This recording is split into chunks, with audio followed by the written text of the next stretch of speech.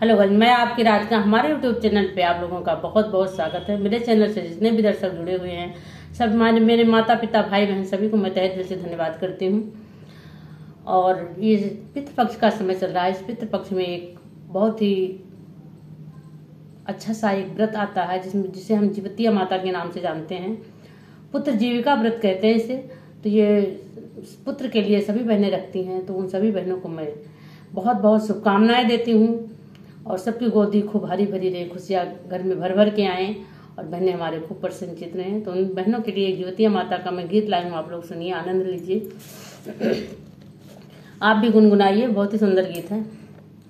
गलिया की गलिया घूमे लीजी उतिया माई हो, के करे घरवाना, हाँ के करे घरवाना।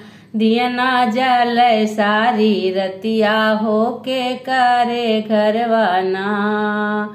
दियना तो जले वही मालिया के घरवा, जमन हो मलियाना, हाँ जावन हो मलियाना।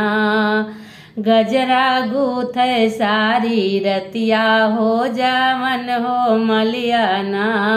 हरवा गूथ सारी रतिया हो, जावन हो मलियाना।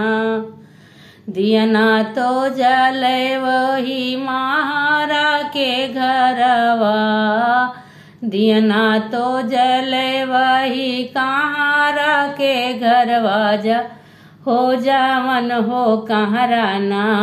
कलसा गढ़ सारी रतिया हो, जावन हो कुम्हराना। कलसा गढ़ सारी रतिया हो, जावन हो कुम्हराना। दियना जल सारी रतिया हो, जावन हो कुम्हराना।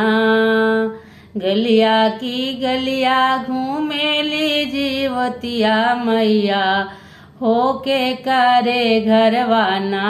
दियना जल सारी रतिया, हो के करे घरवाना।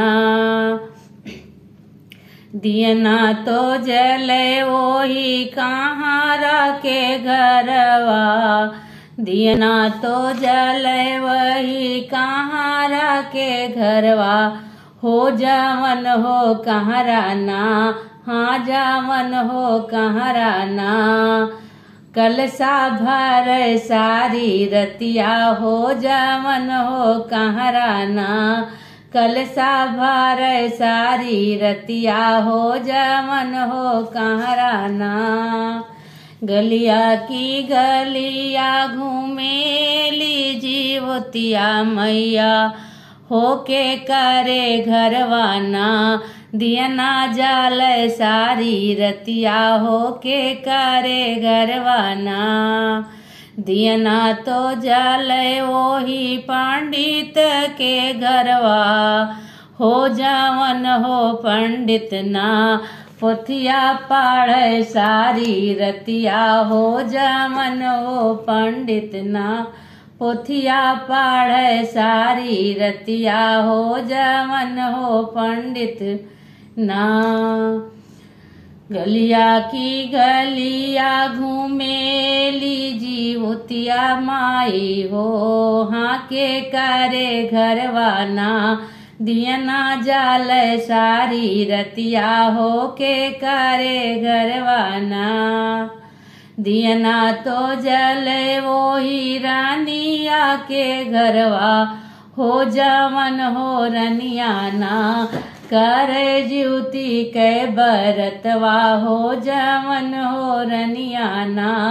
करे ज्योति माई के पूजनवा, हो जावन हो रनियाना। ये गीत आप लोग को कैसा लगा? बहुत ही सुंदर गीत था। आप लोग कमेंट में जरूर बताइए।